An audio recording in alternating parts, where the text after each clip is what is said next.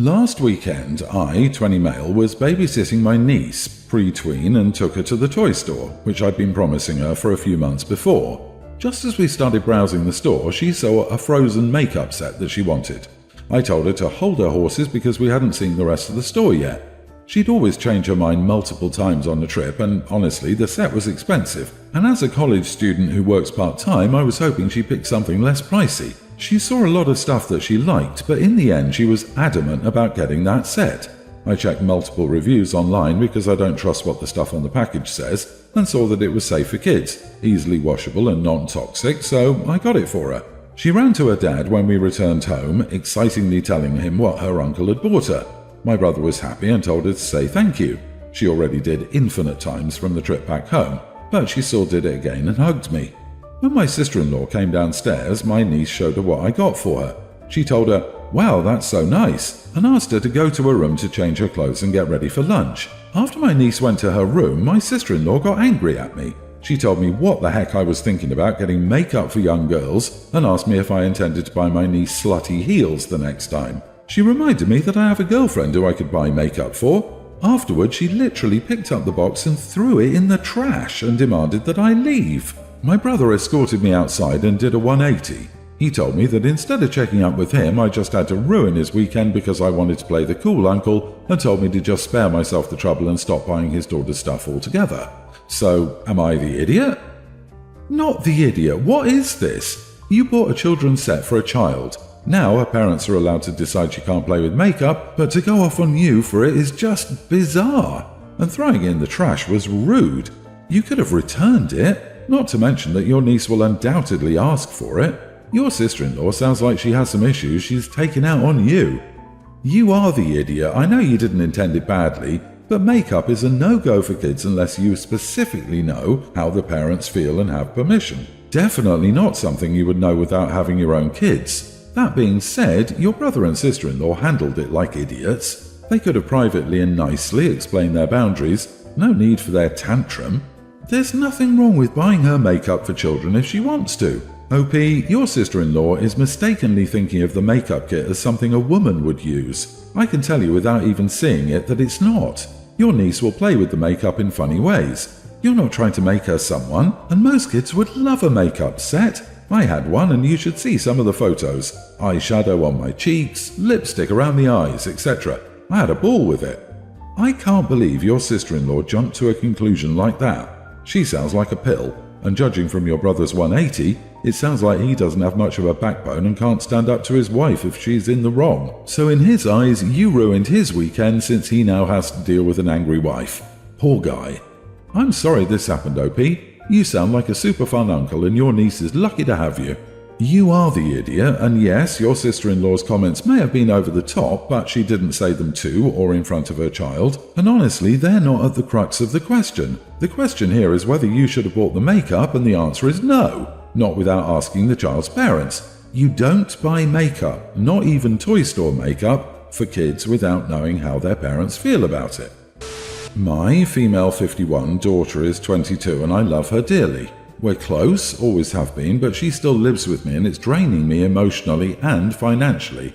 She had a job as a teenager. We decided to put most of her earned money into a saving account. She got full access to it when she turned 18. It was probably about 10 or 15,000. She went on a trip with her friends, got her license and bought a car. It was gone in 6 months. I was disappointed. Her grandparents and I saved money for her that she will gain access to when she turns 25.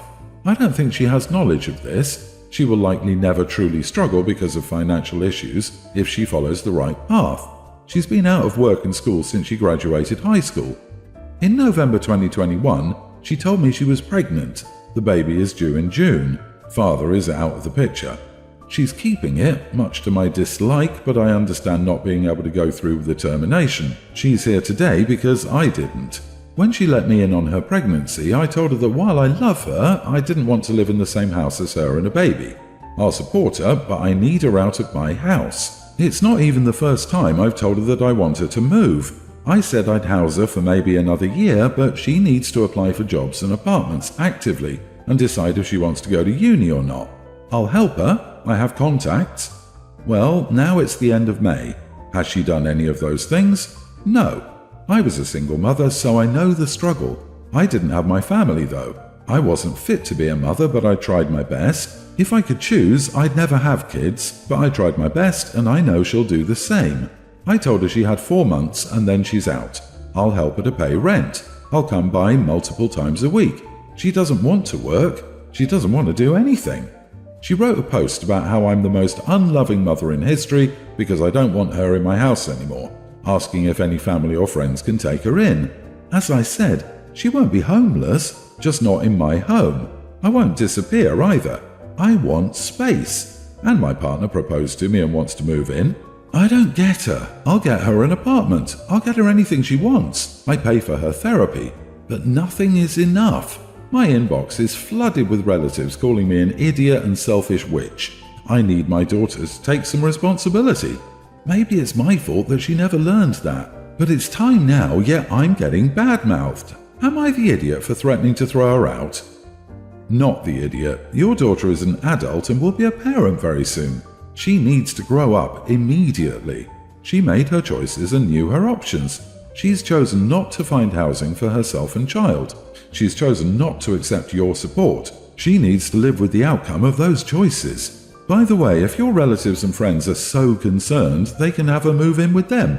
Thank you so much, Aunt Brenda. I'll help her pack up right now. What time will you be about to gather her and her things to stay at your place? OP, give your daughter a move-out date. She'll be mad no matter when you make her move out. 1 year, 5 years, 10 years, she'll be angry no matter what. She's old enough to have a child, she's old enough to move out. And don't pay all her bills. You can offer to help with childcare costs, but she needs a full-time job. Tell her she has 30 days to get a job and 60 days to get out. And tell her if she's not actively looking for a job, she needs to be out sooner. Everyone's the idiot here. She sounds like you've spoiled her for way too long. She doesn't value money because she barely has had to work for it. You want her out of your house, but you still offer to pay for almost everything. You keep spoiling her. This is life biting you in the butt. She doesn't care about the baby because Mom will provide. You've shown you will help her out. So there are no real consequences by getting pregnant by accident. She's also a little kid mentally. Instead of trying to better herself for her kid, she's begging other family members for aid. You let this go on for years. Why did it take her pregnancy for you to start trying to parent her? My older brother David, 55, has invested all of his extra money in crypto. All of his money. His whole check would go into crypto and he would take out amounts or trades for his bills. I guess it started going down a few months ago and he thought waiting it out would be better. In waiting it out, he stopped paying rent. He has a rent-controlled home in old San Francisco, still stupidly expensive. He rents his 2 spare rooms to tech bros and students, illegally. He invested the rent they paid through Venmo into crypto on their site. It bottomed out and now my brother is facing eviction. He's now over $20,000 in debt with his landlord and has an eviction notice. One of his tech bros he subleases out to is suing him and his dad is a lawyer. The other roommate is looking into criminal charges on my brother for taking the rent but not paying the rent, aka grand theft because their rent was thousands of dollars. I've repeatedly helped my brother in life with money over $100,000. I repeatedly found him jobs that he won't work due to the next get-rich-quick scheme.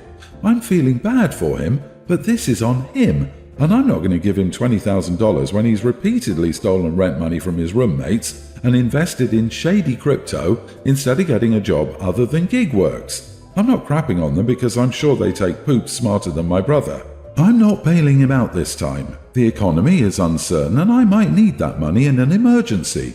My brother is crying, saying he's in the hardest place ever because Dad died last year and Dad would have done it. My dad left all my siblings an inheritance, and guess what he did with his? So, am I the idiot for not helping my brother? Not the idiot. This has nothing to do with crypto. This has to do with him stealing from his roommates and not paying the bills. He's 55 and made incredibly stupid choices. The consequences are his burden and his alone. Your brother has had multiple chances to figure out his life. Instead, he's repeatedly lost everything and expected to be bailed out. You've already given him $100,000 throughout his life, if I read that correctly. Wow. And he has literally nothing to show for it. If you helped him again, he would do the same thing again and come back for more.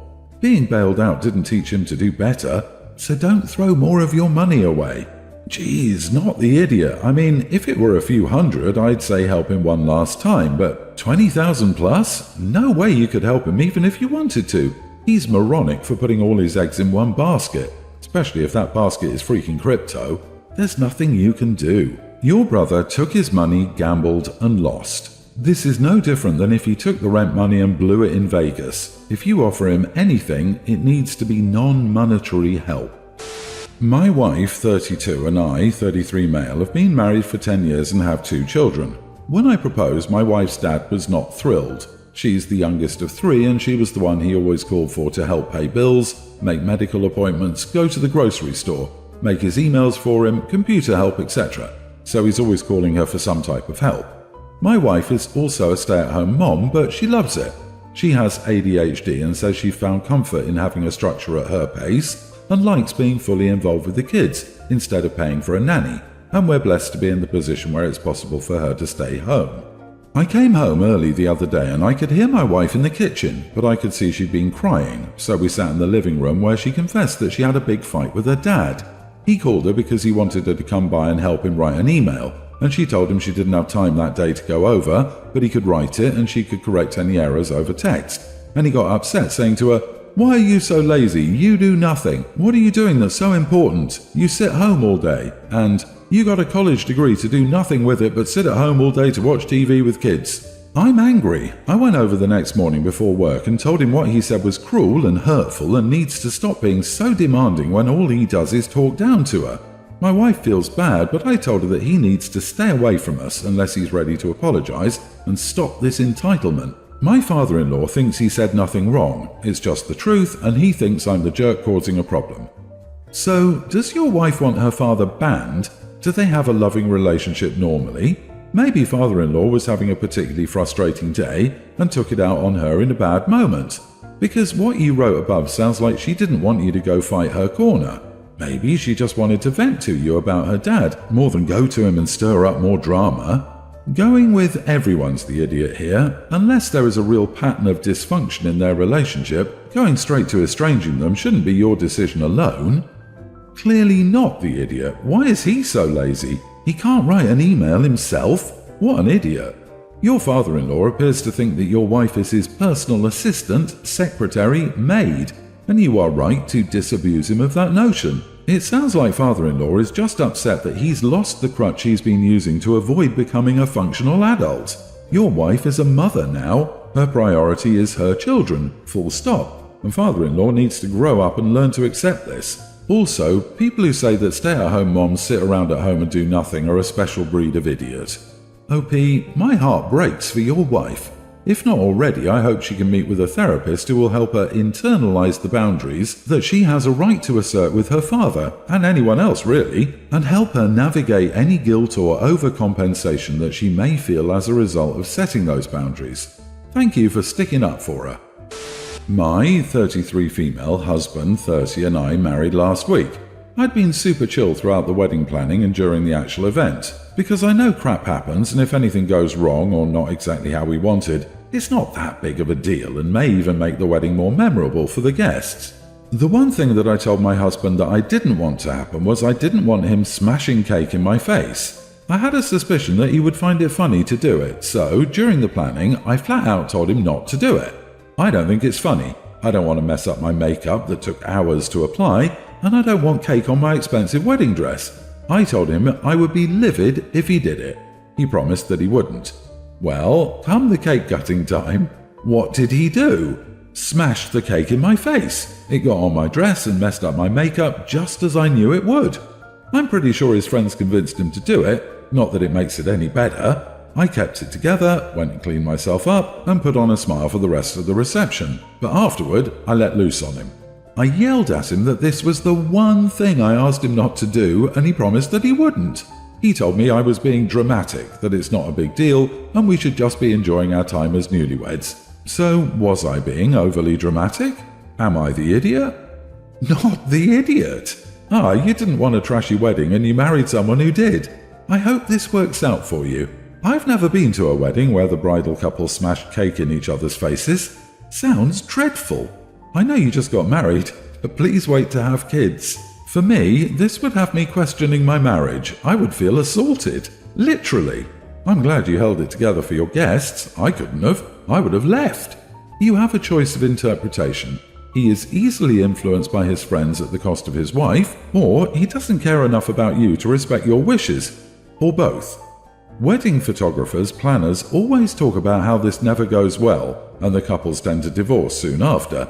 So I don't understand why people still do it. I get the feeling you should already be talking to a divorce lawyer.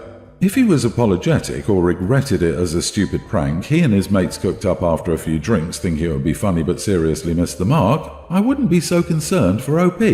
However, his dismissive attitude and completely out-of-character behavior scream he feels she is committed, and the slow boil of teaching her to accept disrespect and abusive behavior has started. On day one of their marriage, the husband has already broken her trust, broke his promise, and has no remorse for disrespecting and humiliating her at their wedding. How is that not divorce-worthy? If that's how your marriage starts, I do not see that marriage getting much better. Please consider an annulment. This loser doesn't have enough empathy to realize the implications of the concept that you, too, are a human being.